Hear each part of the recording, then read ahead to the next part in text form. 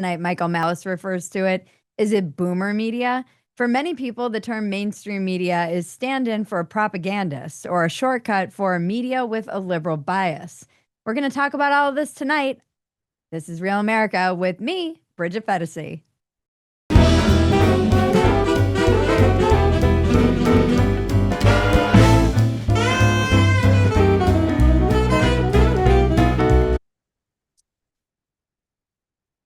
All right.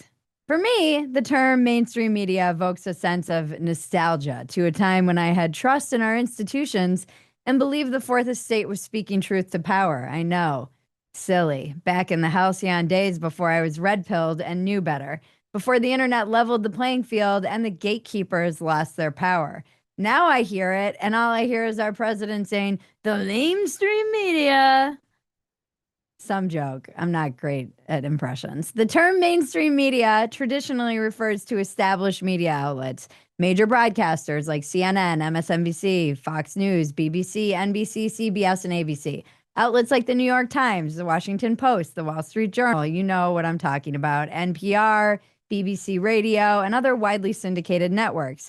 They used to have large reach. I'm not so sure about that anymore. They do have a broad audience, often national, international, and are accessible through multiple platforms like TV, print, and online. Once upon a time, they were thought of as institutions with professional journalistic standards and perceived authority. But for the past couple of decades, mainstream media has objectively been dying. Money problems, layoffs, bloat. They sucked at adapting to the digital world. They were way behind on that. And most importantly, there's been a complete collapse of institutions and with it, trust. It's a shit show. The media has been drowning for a while. We dove into the numbers using Pew Research Center surveys. Americans are abandoning mainstream media in droves. They believe that the media has failed to keep their promises and they've failed their duties. Gallup's first Trust in Media poll in 1972 found 68% of Americans trusted the media. And today it's 30%. That's insane. And this number is only that high because Democrats have more trust in the media since it caters to them largely. Among Republicans, trust in the media is only 12%. 12%. Republicans see journalists as biased, elitist, dishonest, and unrelatable. And that's mostly true. Journalism leans left and has gone hard left in the last 20 years. Instead of speaking truth to power, it became the power, or at least joined its ranks. And now many Americans, rightfully, feel like it's just the PR department of the Democratic Party. But the most popular, most mainstream outlet is Fox News because for a long time, it was the only game in town for anyone who wasn't a Democrat. Because of this, all by itself, Fox is more powerful than the rest of mainstream media. Here's what's crazy, though. According to most Americans, all of them are failing. None of them are trustworthy. It's not like Americans are straight up abandoning the news. They're migrating. They're coming here to places like Two-Way. About a third of Americans report that they use podcasts for news the way people a generation ago used CNN or Fox News. And over half of them say that they trust the information they get. There's another reason why mainstream media is absolutely doomed, and it's because the decline in public opinion is way more than just red team versus blue team. Their audience is aging and not being replaced. Young Americans are leading the exodus. For them, indifference toward the media is practically unanimous, regardless of political orientation. They're abandoning traditional media and going to social media. We all know this. TikTok has become a news machine. In 2020, 3% got the news there. Today, it's 20%. Among 18 to 29-year-olds, it jumped from 9% in 2020 to 43% today. I'm not necessarily saying this is better. In fact, it might be worse, but it's happening either way. When an average Joe Rogan experience gets 10 times more than the views than an average CNN show gets, what does the term mainstream media even mean anymore? What does journalist mean? Elon said, you are the media now. We are all the media in one way or another. Who qualifies as a journalist and what counts as news? Our guest tonight is the author of several books and host of the popular podcast, You're Welcome, Michael Malice. Before we talk to him about all of this and you, some quick housekeeping.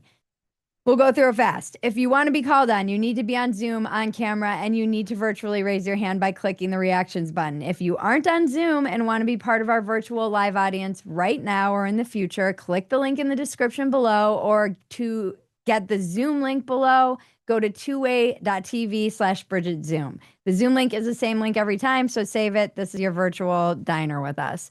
The voice of God that you're hearing is Cousin Maggie. Hello, everyone. Many of you already know her. She's my cousin and co-producer. We make a lot of other stuff together. Some of you are familiar with it. Dumpster Fire, Walk-ins Welcome, and all the other content you can find at Phetasy.com. Maggie is going to be monitoring the chat. If you have something to say and you raise your hand, Maggie will message you privately to find out what you'd like to talk about. She's going to help make sure we stay on topic.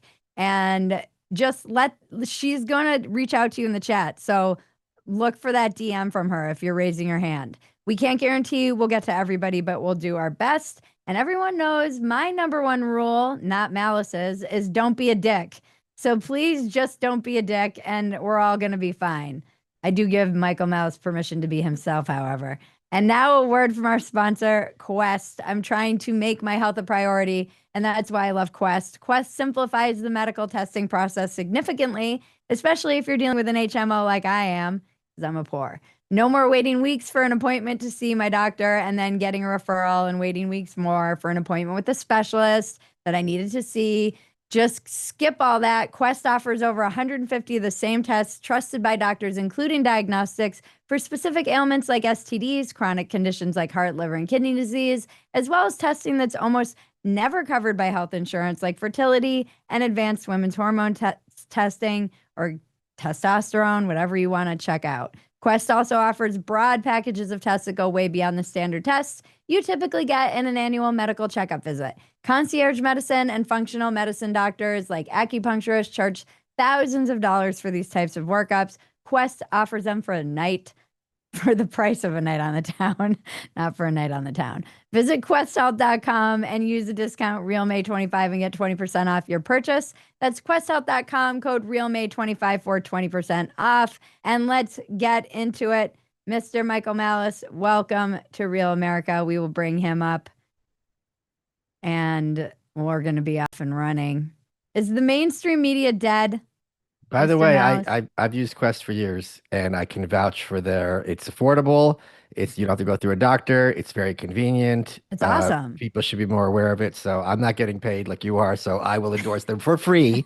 That especially guys and people out there who want to have more from it used to be. Here's the thing. I'll even tell you something else about this. This is just interesting. When Cuomo was governor of New York, he banned lots of these kind of personal blood tests. So I had to pretend my address was in New Jersey to mail stuff to deal with that. Like this is how, so they're really doing good work. Yeah. Yeah, they're actually starting a whole new line. I believe it's coming out soon. That's going like it's going to be over the counter too. They're really trying to. It's a great company. It is a great company. So I feel like there is. I'm going to put you, broadly speaking, in the like right of center category That's at fine. this point because We all know this is true. right, okay, but I feel that there's this kind of Greta Thunberg idea that all these institutions, like you said, have collapsed, and they have not collapsed. Like I'll believe the New York Times has collapsed when we're pulling the bodies out of the rubble. I'll believe the universities have collapsed when I see the professors on lampposts. None of these things have come close to happening. And I started doing Gutfeld again earlier this year. And there's this, you and I personally know there's this trope, Fox is dead, cable news is dead. So what I was told not to do during COVID, I did my own research. And February, and that's the last time I checked. I hate that expression, but this is literally true. Last I checked, which was February was Fox's biggest month ever. So and the other point is, yes, the Joe Rogan audience is a lot bigger, but if I asked you, would I rather have persuade 9 Supreme Court justices or 90,000 average citizens? The answer is clear. So I think there's a discontinuity because I think these shows are watched by people who are still making decisions, especially in corporate America. I think this whole old school leftist Bernie Sanders idea that corporate America has an enormous amount of power is like undeniable. And this populist vision that people are waking up, sure, they're going to say they don't trust the corporate press, but when push comes to shove, that's who they're going to cite time and again. It's the same kind of thing when someone's like, I believe in marriage, I'm honest, I'm not going to cheat on my wife. I'm going to say that, but there's something called revealed preferences. What happens when push comes to shove and people are not citing, Alex Jones as a source? They're still going to be citing the New York Times or CNN or these other places, even people on the right. Yeah, and people on the right will say, "Oh, the New York Times, like this, that, or the other thing," and then they'll get so excited when they're on the Yes. bestseller list. Yes. It still means something to them. It's It like will if mean you, something to everybody. It's yeah. a thing. It's a chit in your belt. So But so when people talk about the mainstream media, do you think that it is still just what we're talking about, this corporate press? How do you, it just feels like the wrong definition for something that is not truly pulling in the same numbers as a lot of these other podcasts well, are. I think one of the things that Trump has done is kind of abolish the concept of mainstream. I feel like we're Mm-hmm. like a cell that's going through osmosis and we're Mm-hmm. segregating out ideologically into two like Venn diagrammy spheres. So I don't if I were like literally if I asked you what does a centrist in America think in 2025, I don't know what the answer would be because I don't know that there's a lane for that. Like what is the center? It's so bifurcated. I'm not even saying this is a bad thing, but you're either like a Trump supporter, and if you like Trump, you're probably going to be pretty rah-rah for him because he inspires that kind of excitement and enthusiasm, quite understandably. Or you're going to be like, this, we're entering a new dark ages. Like, it's awful. And, like what's America come to? Neither of those are like moderate positions. Yeah, this goes to something that I've been thinking about a lot, which is that I'm not exactly sure the center is holding. Right. I don't know that again, like you, I'm not sure that's a horrible thing, but I'm not sure what the center to me feels like a Fox conservative, like a Fox News conservative. When I did Jesse Waters, actually, I was shocked at how many people from my high school, my Yeah. peers, reached out to me. That was surprising to me because I think Fox News actually does skew much younger than the average MSNBC viewer is 65 years old. The average viewer for Fox, I think, is more in their 40s. It could maybe even be younger than that. And what I have noticed is that as the mainstream doesn't really exist, when you have something, you could arguably say Rogan is mainstream now, not necessarily by the definition that we presented at the beginning of this, but he is part of the mainstream media ecosystem. And Sure. as these things collapse and people don't really know where to get their truth or what is true, and now you have AI kind of entering the chat, people do seem to be actually going back to mainstream media. Like you're saying, they're retreating back to the thing that they know. Yeah, I'm not trying to be pedantic, but I will be. Like you're saying collapse, and I'm not seeing a collapse. Like Officer Harris still got 48% of the vote, and there's a lot of conservative hand waving about how that doesn't matter. And sure, it doesn't matter in electoral college kind of sense, and Trump got every single swing state. But unless you can explain why the worst candidate the Democrats put up in decades did that well against the best candidate the Republicans put up in decades, you really I think aren't getting a full vision of the picture, what's going on like in this country. Yeah, I guess when I mean collapse, it's the idea that there was a central place Oh yeah, that had that's all of the correct. power and it's flattened into I something agree. that's much more spread out. So it's I probably not the right term that but I'm I've using. also pushed back a little bit. If what you're saying was, and you hear this a lot in the circles we travel in, if what you were saying is true as it's kind of taken as perceived wisdom in our space, COVID could never have happened. I think COVID demonstrated more than anything how powerful the corporate press still is and still remains. And I'm sure you hear, oh, everyone's waking up, everyone's waking up. A lot of people are waking up. Everyone is not capable of waking up. A majority will never wake up. So I think this is a complete myth in like podcast world. But don't you think Trump and all of these podcasts shifting things a little bit right, or the vibe shifting, is evidence that things are changing a bit? I Sure, but mean, I'm how saying did there's this. Trump even win? How did even get this win if it wasn't for alternative media being as huge as it is. I agree with you. I'm just saying I think there's a ceiling. So this kind of Mm. hockey stick thinking that one day we're going to snap our fingers and everyone's going to realize, oh, wait, this whole system is a scam out to screw everybody else. It will not happen, not anywhere in life. That is complete, I think, myth. You say something a lot too, like you don't hate them enough about You know what? the. Hold on. That is Oren McIntyre's line, and everyone ascribes it to me, and I will take that with great pleasure. But credit where it's due, that is Oren McIntyre's line. Yes, and it's in regards to journalists. Do you think that about all journalists? Well, I don't want to sit here and paint with yes. Even the like local ones Yeah, doing they're just God's bad work? at it. They're just incompetent. It's Are like they? they're the equivalent of the streetwalker. They're just not really good at their job. Doesn't mean that I have nothing against sex workers, but like she's not really a better person because she's not getting picked up. They're just not as good at social media and being like fame whores. Yes, quite literally. Mm, yeah. Or they're not as intelligent or as devious. Yeah. Do you, yeah. You saw that clip, and I'm sure people, maybe you haven't. There was this compilation of all the different shows that had, it's a threat to our democracy. And one after another, they were reading literally the same script. And it was just this kind of cacophony of these local reporters repeating this nonsense. So, yeah, that tells me what I think of them and their moral ethics.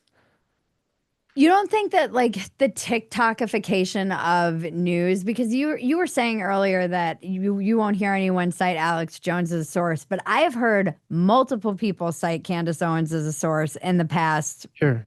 week. And so I will push back and say I think that people are citing alternative media figures as sources who have massive audiences. Sure, And sure. and like the Maha movement came out of a lot of the alternative media and red pilling. And that's like an entire huge movement that's actually affecting policy and our government. So Oh, I maybe it agree is with you. collapsing. I agree with you. I'm just saying that it's not Candace Owens and RFK are still, even in like right of center spaces, not regarded with anywhere near the sense of stature and credulity that the New York Times is or the Washington Post. It's still like, if it's still like regarded as the gold standard for better or for worse. And I think the Maha movement is something that I think is a great example of this kind of space breaking up into normie world, and I think it's just absolutely wonderful. As I sip my Diet Coke. Speaking of normie world, we have 5 hands raised, so we're gonna get into talking to some of the normies. I By the know. way, as awful as it is that I have to talk to the normies, the fact that an Irishman is the one who's like being the referee here is just really hitting close to home. I was not told this would be happening. That I'm in charge of the reffing. That's what I said, an Irishman. I see how you feel, Malice. I've been very clear about it. I mail you potatoes every day. Okay, first I'm going to bring up Philip. Feel free to jump in, Malice. With what? What do you mean? Like if somebody says something or asks you a question or you have a comment, don't just. I thought Philip was asking me a question. Is that the point? He might, or yeah. making a comment. Yes. Oh. Yeah, so I was wondering what you think about the concept of the media still being kind of just a respectability media, because this is something that I has been really frustrating to me. Is whenever I talk to my friends that are more on the left side of the spectrum, and I bring up anything about COVID, I bring up anything about the censorship regime, the Twitter files. They don't believe anything about that, but and there's kind of like this also this argument. I call it like an argument ad Foxorum. Like if it's on Fox News, it's not real. Right. And it's this thing like Jeffrey Epstein. I heard about on Sean Hannity in 2004, but it didn't happen until it was on MSNBC or whatever else. It wasn't a real story. Sure. I think this is a great question. So I think 2 points. I'll get broad than specific. The average person doesn't look at things through a true false filter, but through an us them filter. So as soon as they hear it's on Fox, they're done. Okay. It's the same thing as the term racist. As soon as I can demonstrate that this policy person is racist, I can check out. My thinking is complete. I don't have to think about it anymore. Is kind of the move. It's a clever move. As for COVID, this I wouldn't argue. This is how I would argue with them. Whenever I talk to people, I always go within their framework, because if it's outside their framework, they're going to reject it out of hand. So here are two things you could talk about with COVID. Ask them, okay, if social distancing was efficacious, why didn't they bring it back in later waves? And if it wasn't efficacious, why do we do it to begin with? So again, you're not saying anything, you're not rejecting their framework, work within their framework. Here's another example. Why was it better for me to show that I was vaccinated a year ago than a vaccine test that I took this week that came back negative? Which is a better indicator that I don't have this disease, that I was vaccinated, which does not prevent the spread of disease, or that I took a test, which is not 100%, but certainly highly indicative that I don't carry it? And when you ask questions like that, they don't know what to do, and that's kind of your wedge into how to start deprogramming. If you say your framework is wrong, they can't even hear you. It doesn't make any sense. I'm just waiting. Bridget, can I make a confession to you? Yeah. I came up with the most perfect tweet last night while I was in bed, and it is such a nuclear bomb of chaos. I'm almost scared to deploy it. Okay? No, I'm not kidding. Are you ready? Yeah. I want to ask, like, Candace or one of these people, when will you finally admit that Israel stole the election for Donald Trump? And when you put that out there, this is when things get really fun. And I don't know what I'm going to do with this line, but I have it queued up. What do you think? What do you think will happen? I don't know. I think what happens is when you have someone who's like, Israel's always bad, and you have this disconnect between a positive result. I don't know if she thinks the Trump election was good or not at this point. I don't think she does at this point anymore, though, does well, she? Yeah. Well, in any case, it's still funny. It'd be funny to have her say that, yeah, Trump wasn't really elected, Kamala Harris was elected. So, or something. That's crazy. What are you basing this on? Whatever path you take, it ends up in hilarity. And that's, the beauty of good trolling. Philip, thank you so much. Thank you so much. Yeah, I'm calling from occupied New York, and enjoy free America. So where in New York? Schenectady. Oh, okay, cool. It's a crazy hot. We're all the way right on the crazy hot scale. It's a beautiful state, but crazy policies. So yeah. Thank you. Thanks, Philip. So much. All right. Next, I'm going to bring up. Oh, where did he go? Jim Watson. He disappeared on me. All right. Do that. We'll come back to Jim if he comes back. Max, I'm going to go to you.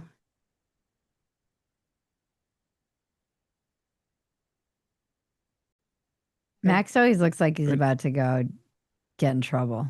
That's a good look. Well, I used to work for a local TV station, and I'd get in trouble with the HR all the time, so I'm used to that. I like your pride shirt. Oh, yeah, thanks. Yeah. No, but I was going to say, I think one of the reasons why people still watch local news is because of the weather segment. I don't think they really care about all the rest. They're just watching it for the weather. Or they're wondering, sense. like, what in their refrigerator is going to kill them. Everything. That's stupid. But But it he makes a very good point, and I've made this point before. If you or anyone listening to this is having problems red pilling someone, right, about the media, imagine someone sitting you down and trying to convince you the weatherman's lying. Not that he gets it wrong all the time, that he's consciously lying to you. You would think this is a crazy person, right? But that's what it sounds like to most people when you talk about the media and their depravity and malfeasance. It's saying, yeah, I think the weatherman and all the weathermen are lying about the weather. It's just like, okay, cuckoo bird, but that's what they hear. So you have to understand that's their framework. Yeah. And it makes it a lot harder when the weather lady's really sexy. Especially when Bridget shows her weather segments.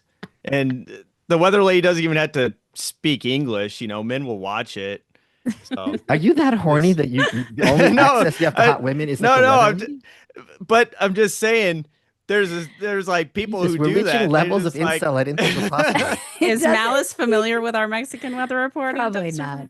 No. Probably not. Is there a Malice sombrero? doesn't consume our content. I don't consume any content. It's a monopoly. I'm just saying it's a monopoly that they have on the population. Just get some really sexy ladies on the TV, and then you Are suck you- them in. are And you- Max even- does look like a guy who's gonna start saying the 19th Amendment. no, I shouldn't he? have a are you theory even about wearing it. I'm pants?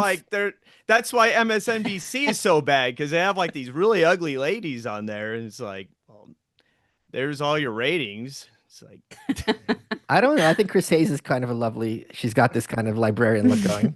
well, All that's right. my theory. Thank you, Max. We lost one. Oh, what's going on here? All right. It's dropping out. They're terrified of I mouths. blame the Irish. It's totally my fault.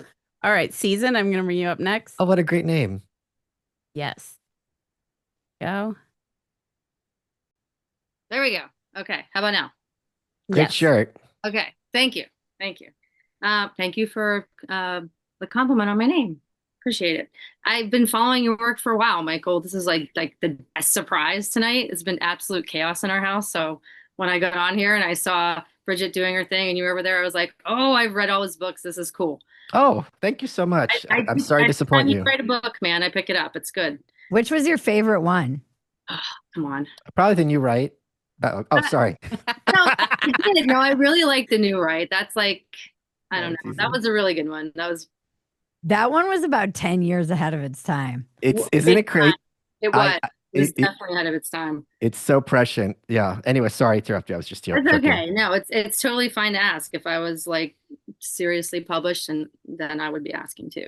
I had to make a little list so I didn't forget and go off on a tangent.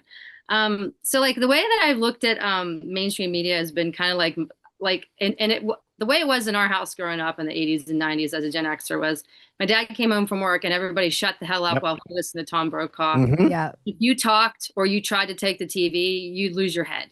Yeah. And my dad would sit there and wouldn't believe everything. That's where I learned how to critique media, was by listening to my dad being like, oh, okay, like using his boomer satire and whatever. And then like as I evolved and became an adult in my 20s or whatever, then it was like talk radio was like the big, like get around it.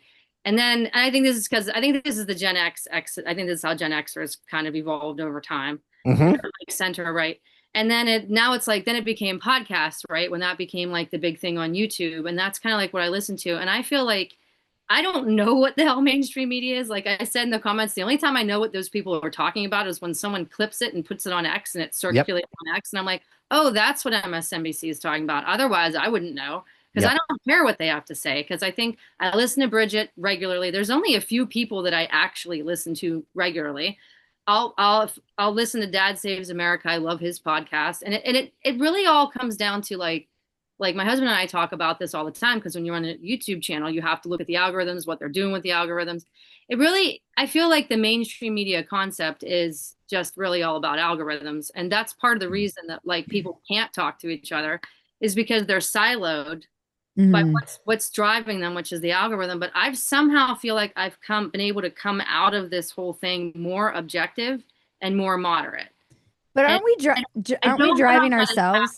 Like, I feel like if I would have stayed in the hole of listening to talk radio, I would be way more right wing than I am now. Like, I'm able to listen to people that make me laugh, like you, Michael, and listen to people that are like, and Peter Boghossian, people that are like that have come from different perspectives originally, where I am, and that believe different things. But I'm more willing to listen to them on the long form podcast. I don't think my kids will do that. Gen Z, they're all Gen Z.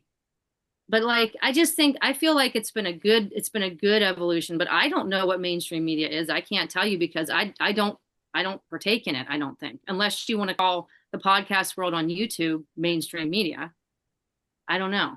I mean, I think we have to call it that now, but if you're talking about numbers, but again, it's like, how do you define what the mainstream media is? Are we defining it as like the corporate elite press that we all grew up with, or are we defining it by what the mainstream is actually listening to? and I don't think the corporate, obviously, like Michael, you're right. Like the corporate media is not letting go, because look at who's buying TikTok. Look at who's buying. They know, they're just pivoting. Like, they still want to control the algorithms. They still want to control what we see, because they realize what's going on. So they're going to try and get their pound of flesh one way or another, because they're not going to just tap out and be like, oh, well, we're the old school now, we're not going to be involved. Like, they're never going to give up, because it's a morality thing for them. Like, they have to win because it's a morality thing. Like everything that has to do with critical theory it's a morality. It's like, no, we have to win because like we're right and we're the moral, like we're the ones I, with the best ethics, you know? I agree with every word Susan just said, and I want to piggyback on something she said. Rush Limbaugh was someone who was a big influence on me, I'm sure on you, Susan, as well, growing up. And if you read his second book, See, I Told You So, which came out, I believe, in 94, 95, somewhere around there, the last chapter is, and boomers have been saying this, and they're saying it now more than ever, we are seeing the death knell of liberalism. This is its last gasp. Like, it's going away. We're defeating them. It's a wrap. And we sit here and laugh because in his defense, 1994 was the first time Republicans had controlled the House in 40 years. People don't realize that. And the trajectory did seem to be going in that direction. Well, it's 30 years later. And with the first time I was back on Gutfeld, the first kind of quote was, the Democrats are never going to win again because everything they stand for is terrible. And I'm like, it's not even the end of the first quarter. And you're going home and having a celebration. These Right. people are not giving up without a fight. They've been at it for 100 years. And my friend Jesse, who's also an ANCAP, he gave me his quote. He goes, the enemy's never going to say, well, I won that. I lost that argument. And just like, what are you talking about? It's not, they're not there because of, good faith. So why would they leave because of good faith? It makes absolutely no sense. And even if they didn't have this moral, it wasn't a moral imperative for them, it's still a financial imperative. I still have to, if I'm working at the New York Times, I got to feed my kids and my dog and roof over my head. So, and they're so entrenched, this idea that they're just going to vanish. And here's the other thing that you don't hear a lot about in podcast spaces. A lot of these people at the New York Times, Washington Post, and all these, like, they're quite smart. Maybe, the person in front of the camera or whatever you see their followers on social media aren't, but they're highly educated and highly intelligent. So to kind of write them off and be like, oh, it's a wash, they're not Kamala Harris. You know what I mean? So it's really this delusion I think people have where, again, it's us, them. We have all the smart, funny people. They are all stupid and humorless. It's like a lot of them are, but not the ones that count. I do want to add real quick before we go. Something like I was mentioning that I just watched Dad Saves America, and he did a whole thing on the rise of the new Jacobins. It's really, really good. He actually described what the left has turned into as an autoimmune disease on the left. And that description has stuck with me all week because it's like they've won. They basically reached the end of what they were trying to progress to. And now they're just going after the body itself, like going after the government and everything itself, because they've reached a point where they have to have a purpose. So now they've just turned in on everything else, and they're just basically just trying to destroy the country itself. But these people are not going away. They have. Now they're just turning in. They're just going to continue to do that. I thought that was a really good description. I don't think they're anywhere close to reaching the end. No, because they have to keep going. Yeah, if you look at Europe, if you look at Cambodia, if you look at Venezuela, even Canada, they're nowhere close to reaching the end. Yeah, they're doing the work. There was even that clip that was going around of Ezra Klein and Ta-Nehisi Coates that everybody's been talking about. I was like, oh, these guys, they are doing no self-reflection, actually. Zero. None. They'll just keep, what? From their perspective, why would they need to? Right.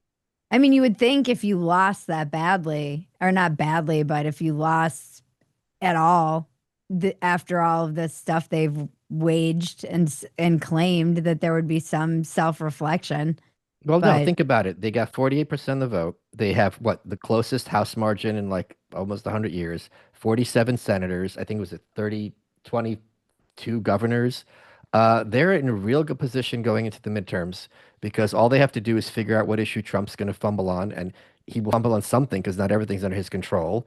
And then you run on that one. They have a clean slate to disavow everything they did in the past and just focus on one issue and beat it to death. They're also going to have great A/B testing for 2028 because they can run the Mamdanis and they can run the Hillary Clinton Biden corporate hacks, see which one resonates, and that's the candidate you put up as your presidential nominee. So it's really they're critical theorists. They're never going to stop. Right. They have to put in the work, and they don't work on the same. They don't even think of things the same way we do because everything is power structures. Right. So to them, it's like, okay, well, the power structures are winning. So we just have to fight against them harder. It's not even like I was watching Peter Boghossian talk about this today and break it down. Like, it's not they're not even functioning in the same world because they don't Right. believe in truth. They don't believe in objective truth. So and debate isn't even a thing for them. It's like, it's just power structures. They're coming at things from a completely different perspective than you or I. There's no truth. There is just taking down the power structures, whatever they may be, colonialism, whatever Right. it is. And that's what drives them. They have to continuously put in the work to become the new man.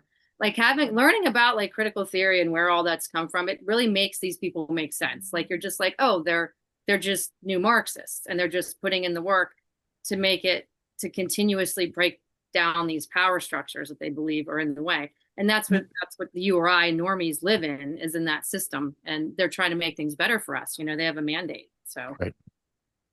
Malice, what is the end game? Of- Like, of- what's the world that they want to live in? So this is so progressivism and versus like the right is broad. I'm using this terms extremely broadly. The right has this idea that if the rules are fair, the outcome by definition is fair, right? So if me and you are playing Monopoly or any board game and you win 10 times out of 10, both of us, I think, would conclude, okay, Bridget's just better at this game than I am. For them, it's about forcing outcomes. And that's not necessarily wrong. Like if you and I are pretty equal and yet there's some system where you're winning every time, I can see how you would be like, wait a minute, if I have some kind of advantage that you don't, like something's not adding up. So for them, it's about constantly forcing outcomes. Now, since no person is equal even to themselves, you're not the same person you were before you were a mom or even a year ago. I certainly am not. No one listening to this is. Equality is literally impossible and ridiculous as a goal. So until they have complete equality of everybody, which is never, they will constantly seek to dominate and control literally every single space. One of the things I talked about in the New Right is there was a video game that was took place in the Middle Ages, and people were complaining there weren't enough black people in the video game in Europe, right? Because the point is, even imaginary video games that take place in history is not going to be free from their space and domination. So there's even like I'm sure you talked about this in your writing. This is a thing where like if you're sleeping with the wrong race, like this is a problem. So somehow it's okay if you have a preference for gender, but if you have preference for race in the bedroom, you have to have kind of what do you call that? That training where they put electro loads to your genitals and kind of shock you. What do they call that? When they try to Electroshock? electroshock. No, there's a conversion therapy. This is just Conversion it's therapy. leftist conversion therapy. So we laugh, but the point is there's nothing that is regarded as outside their purview. And until they get equality, by which they mean everyone is largely interchangeable in all the ways that matter, they will never stop. This is not a worldview that is compatible with either reality or with decency. It just doesn't seem like there's equality though, because there's still people who are in power in this scenario. Well, they're doing it on behalf of of everybody else. So they're not really in power. The people are in power, is the argument. I mean, but they're not. Well, again, you're thinking like a right winger. So Oh, when they win, no. when they win, it's a mandate, and when they lose, it's ingenuous or Mhm. somehow illegitimate. when they lose, we're just stupid. The Yes, people who voted are just stupid. but That's, in their defense, they're not entirely wrong with that one. If you look at who's voting, not everybody, but plenty. That's true. All right. Thank you, Season. Oh, Just- wait. What did you say at the end there? not me though. It's just those people that are dumb. Yeah. Everyone else is dumb. We're the smart ones. Yeah. Of course. Thank God. No, I'm definitely dumb. All right. I'm going to bring up Curtis next. Guys, we're a little low on hands. What's going on? Is Everyone's scared of Malice. Yeah, everyone's a little intimidated They're by Malice. intimidated by Malice. They know that he doesn't like, he's basically got in the petting zoo today. Malice always says that I'm like an animal in a petting zoo with my audience. I said that once. It stuck with her. You always say You it. say it in her head all the time. Yeah. I said it once. I feel like you've said it more than once. Maybe. I know I agree that you feel that I've said that more than once. And now he's in the petting zoo. Welcome. This is what it's like. Hi, Curtis. Hey there, Bridget. Malice, pleasure. Hey, I'll lay out kind of a thought about my thoughts on journalism and AI, and like to get your comments.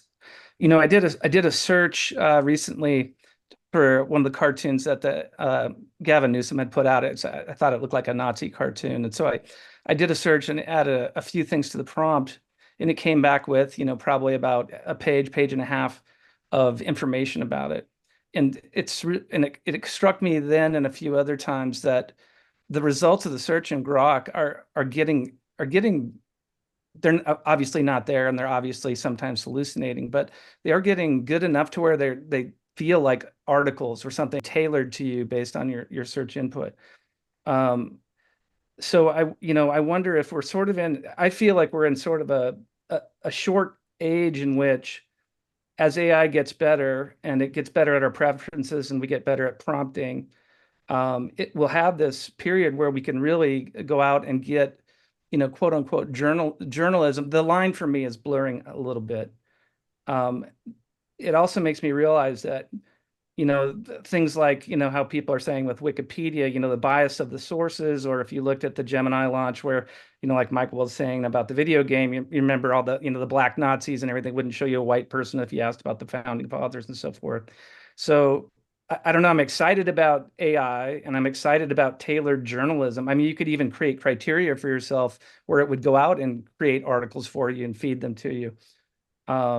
But then at what point does the power transfer so much to, Google and Elon and, OpenAI, that it becomes problematic? Something, Orwell would probably not even have conceived of. So It's thoughts? not Orwell, it's Huxley. So I think this is Brave New World coming true very quickly. I'll give you a couple of examples of AI, which I find absolutely terrifying, and I don't think other people have really commented on this.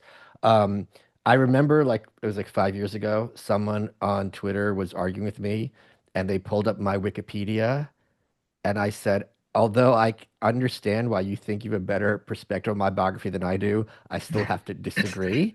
But they were doing this without any kind of sense of shame. Like, there was something on my Wikipedia which was incorrect, and they just screen capped it and shoved it in my face. And I'm sitting there and was like, holy shit, this person has not only self-awareness, but no self. I'll give you another couple of examples. I talked about this recently. I put up a picture of Tom Woods, the very failed podcaster. We did a cartoon series together. And someone asked Grok, who is this in this picture? And they said it was Bob Murphy, and that it's from my graphic novel, Ego and Hubris. And when I was arguing with Grok, it was telling me, no, it's definitely from Ego and Hubris. So not only did it get it incorrect, which I can understand, it also was incorrect about its degree of certainty, which is very scary, because if I'm someone asking it a question and Grok is telling me I'm certain of this answer, I would probably listen to it. So whoever's programming Grok is going to kind of go in that direction. We see another case where I just recently wanted to have a picture of Charlie Kirk shaking hands with George Floyd in heaven to put it up there to upset everybody.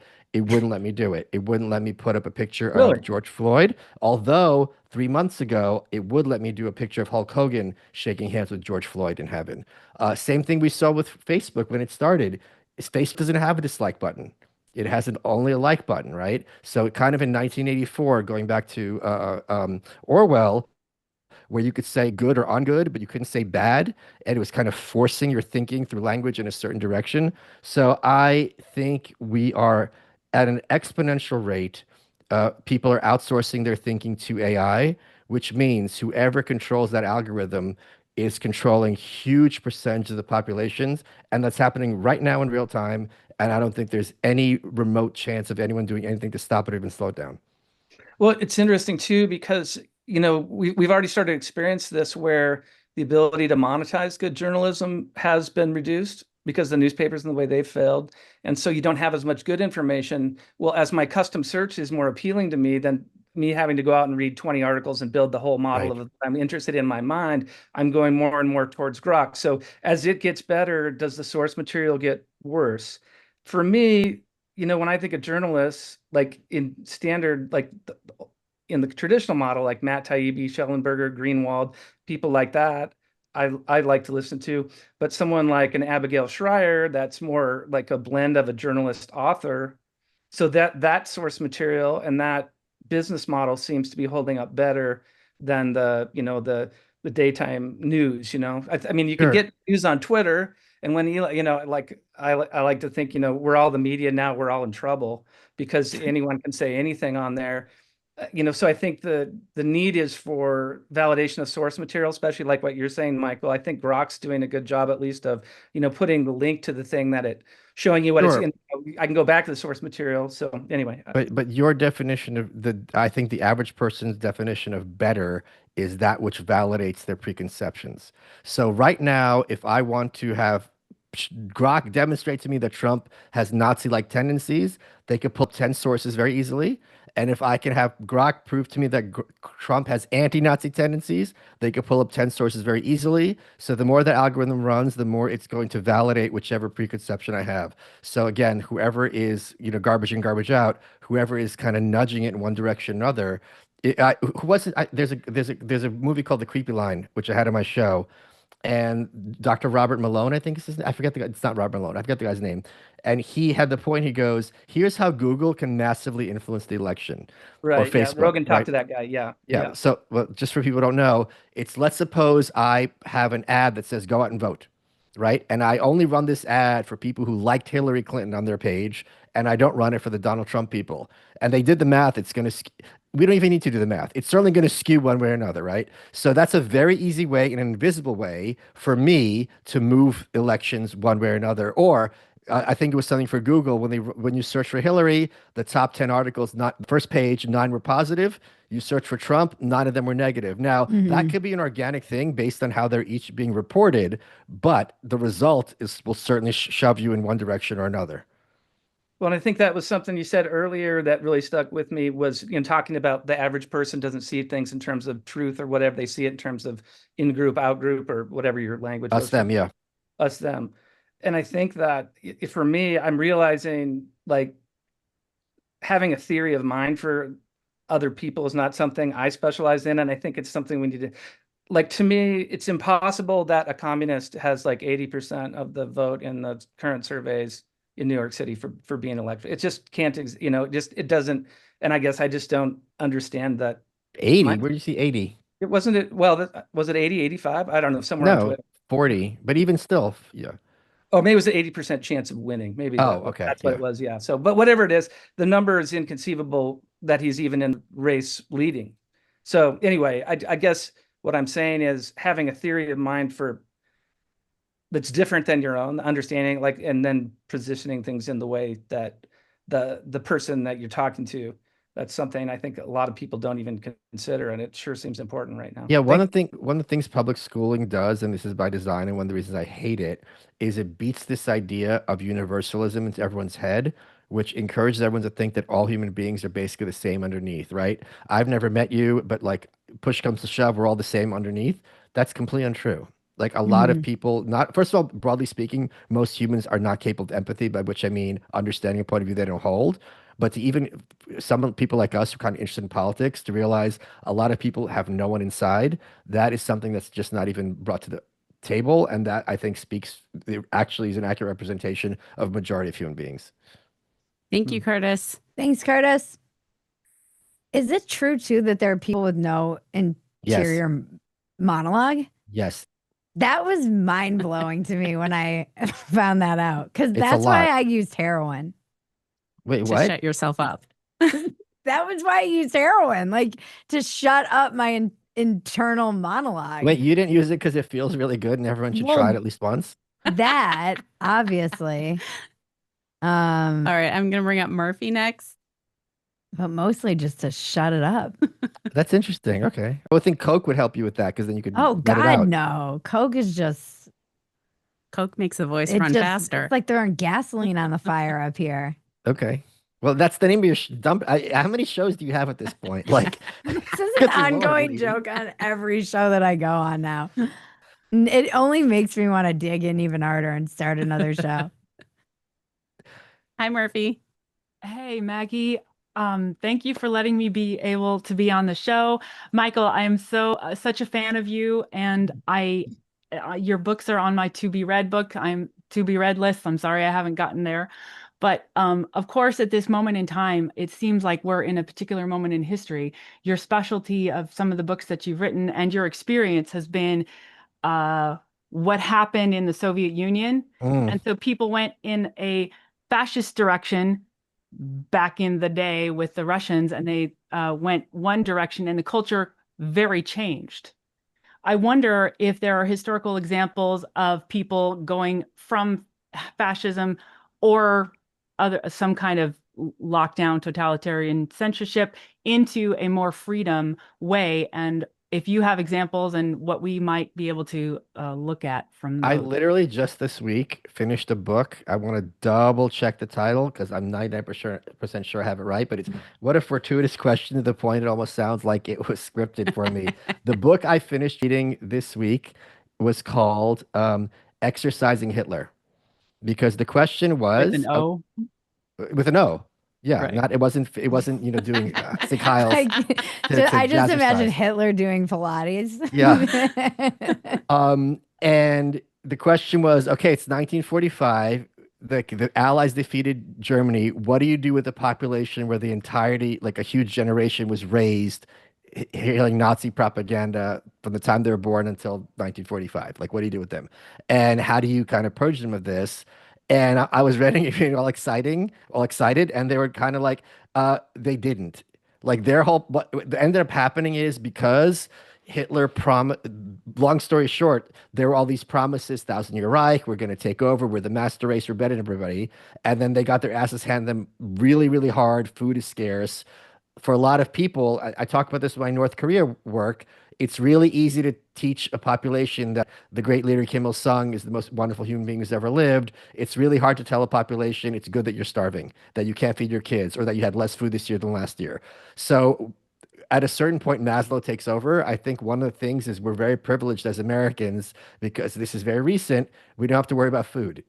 And so much of human history is how am I going to get the next meal? And once that's solved and once shelter's solved, it's like, okay, we're going to worry about other things. So that it's kind of that situation. Russia, obviously, 91 was another example of shifting from a totalitarian state to something more liberal. And there's no way these transitions ever go well. But I think broadly speaking, we're nowhere close to totalitarianism in the States.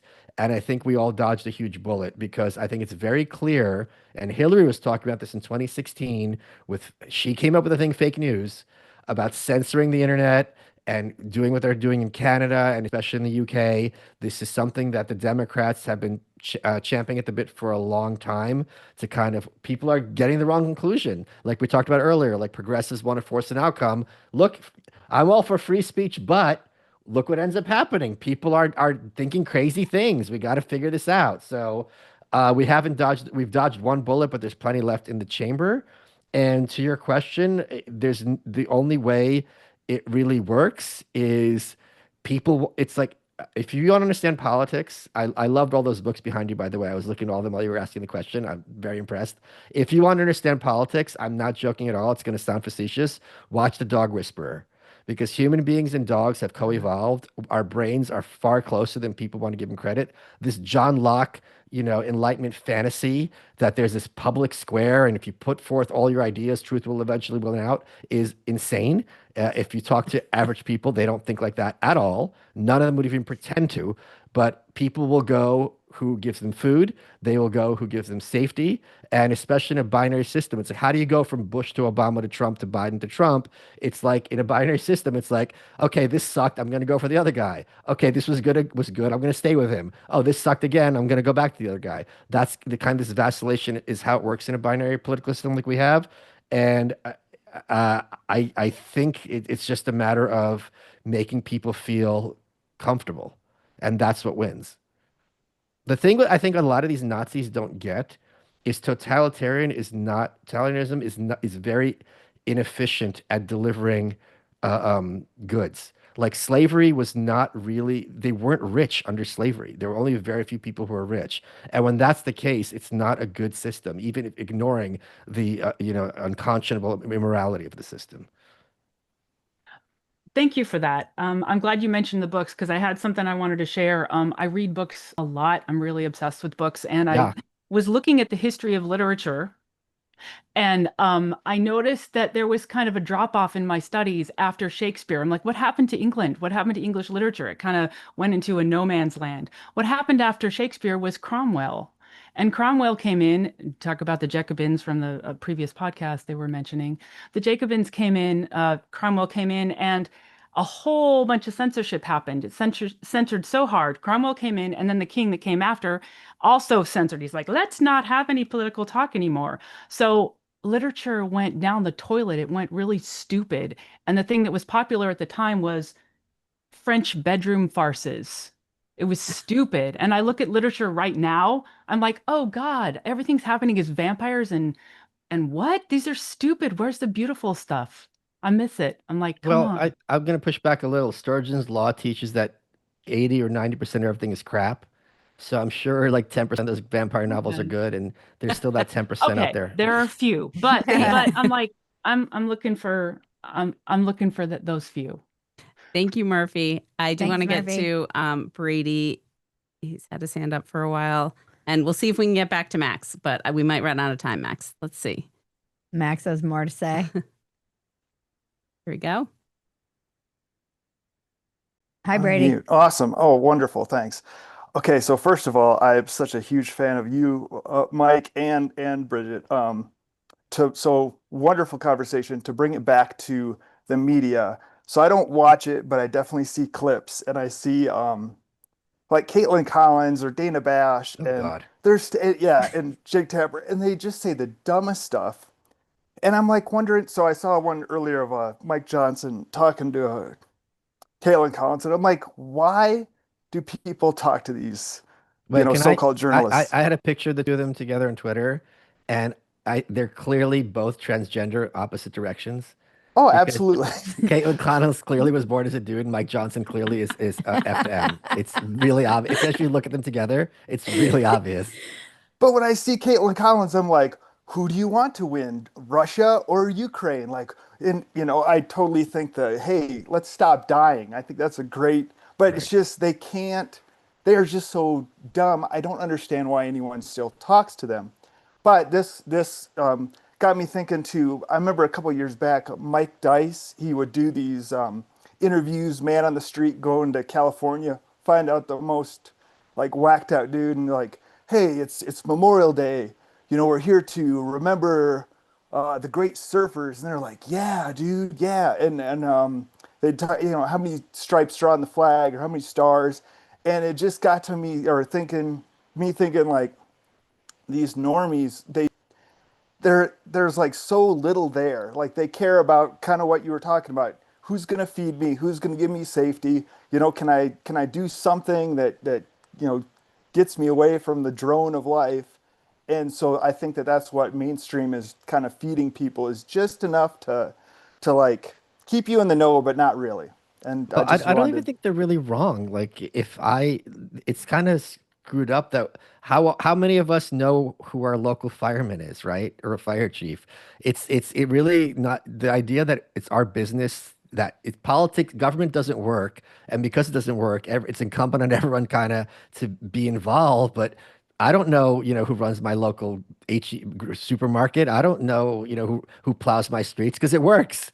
So because government is such a calamity, therefore it takes up all this attention that it really shouldn't have to otherwise. So I don't think these people necessarily are making an irrational choice by being more focused on surfing than they are on, especially California politics. What good options do they have? It's kind of like the Serenity Prayer. You know what I mean? I Yeah. guess the outcome just is terrible. Yeah, it's true. I mean, I'm pretty And normie. I'm very normie. And I think like everything being political is not always great either. Yeah. I want to just be able to go bake bread and hang out with my family. And I think it's weird to do this and then get on stage and do jokes that I've been working on online or on Dumpster Fire, or there's a story that everybody in my circle knows about online. And then you get on stage in front of a crowd of people and it's maybe two Right. people have heard of it. So it always is a reminder to me that I'm in another bubble, which is a political bubble. And Yes. there's a very small fraction of people who even pay attention to it. And it feels outsized to me because it's what I do and everyone I know who does this and people like you who pay attention. But it's actually, when I get on stage in front of 300 people, not anyone has heard usually of something that is everybody's talking about online on X. And to that point, there is a big section of the online space who thinks they're going to sell some version of Nazism to America. And I would encourage you to go to a supermarket and look around who's there buying food and imagine going up to them and trying to sell them that Winston Churchill was the bad guy and we should have turned up with Hitler in World War II.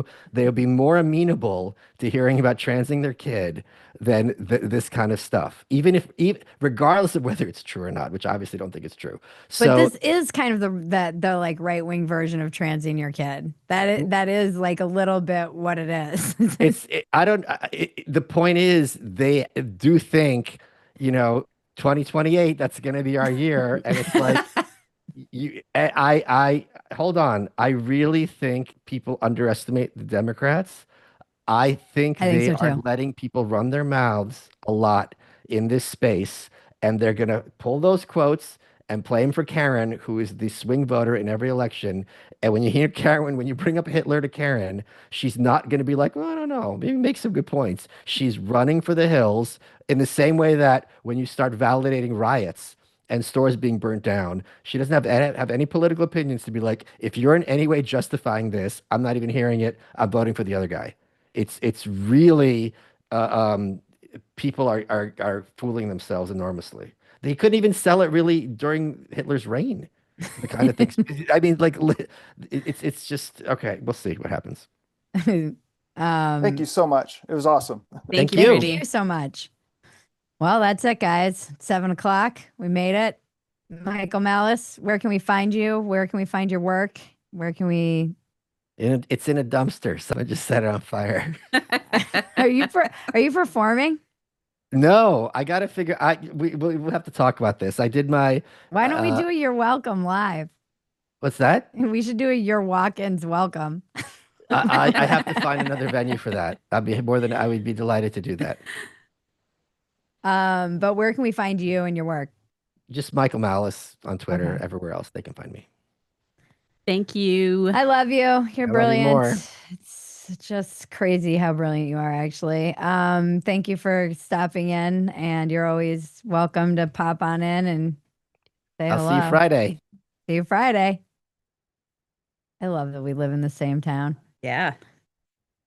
All right, you guys. It has been another fascinating discussion that I'm going to be thinking about all week, as usual. Thank you to my guest, Michael Malice. Thank you to those of you who showed up and asked questions and had your comments. You're so thoughtful, and I really appreciate you. Thank you, Quest, for sponsoring this show. Visit questhealth.com and use the discount code RealMay25 and get 20% off your purchase. That's questhealth.com, code RealMay25 for 20% off. There's a link in the description below if you're watching this on YouTube. Thank you, Maggie. Thank you, Bridget. And thank you to Two Way and their amazing team. As Two Way grows, we're expanding our roster of talent. Our newest host is actor Ethan Suplee, teaming up with us on a community-focused show designed to spark real conversations about food, fitness, and mindset.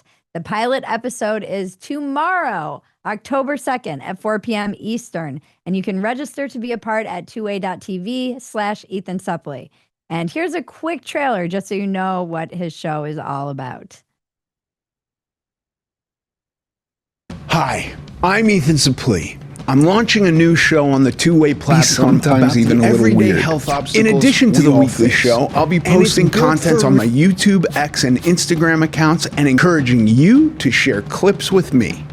We'll pilot episodes on October 2nd and October 7th, and I'd love your help shaping the series. Just head to tway.tv/Ethan Suplee and sign up for all the details.